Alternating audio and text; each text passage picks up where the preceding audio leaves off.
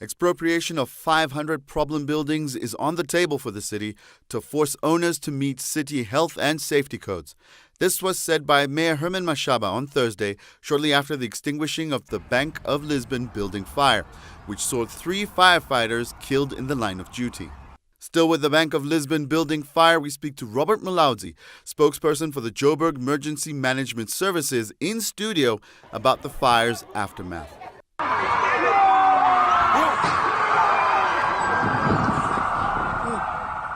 First and foremost, my condolences on the loss of your 3 firefighting men. Yes, we would like to thank you very much for all the support from all our residents, from the media.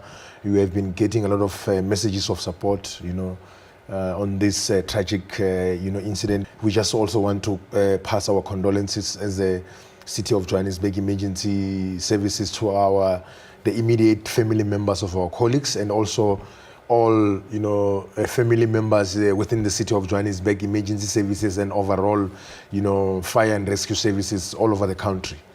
Yeah. One of the most burning questions that a lot of people are asking is, why did your firemen die yesterday? This incident can happen at any given stage. I think it's not the right time to say we could have done that, we could have done that. We can't point fingers and things like that. But accidents do happen. As much as we, on a day-to-day basis, survive a number of accidents while we are responding to these very same emergencies throughout the City of Johannesburg. Reports suggest that the building in question was not compliant in terms of the building code regulations of the city. Is this correct? Yeah, there have been a number of allegations from the staff members who are using the building on a day-to-day basis. The department itself, both departments which were assuring the building, they've given a report in terms of compliance.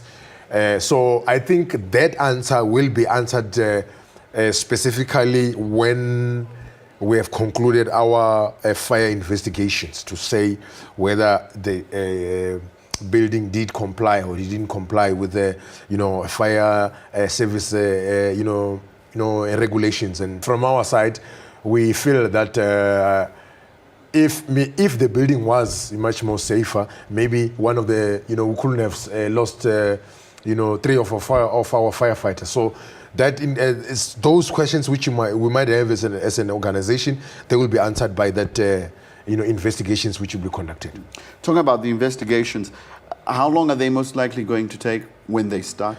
And will they also include the deaths of these firemen? Yes, that will include the death of these firemen, because the information we've got from our colleagues we have interviewed was that the deceased firefighter who fell from the ledge and then into his death actually fell while he was trying to break one of the windows to ventilate the area where he was. So that information will come out. So he slipped and he fell. And the other 2, they were actually disorientated somewhere, inside the building, and then they got trapped, and then unfortunately they succumbed to smoke inhalation and they lost their lives.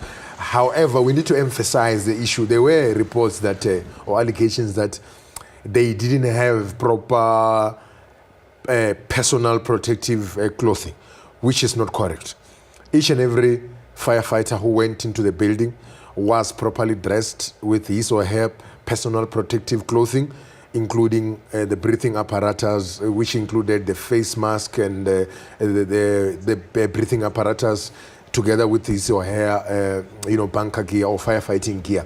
So we just want to clear that out, because there were reports that the firefighters were not properly dressed. So we can confirm that they were properly dressed. They had all the necessary, tools which they require to be able to deal with the situations. But unfortunately, these kind of incidents happen, which is unfortunate.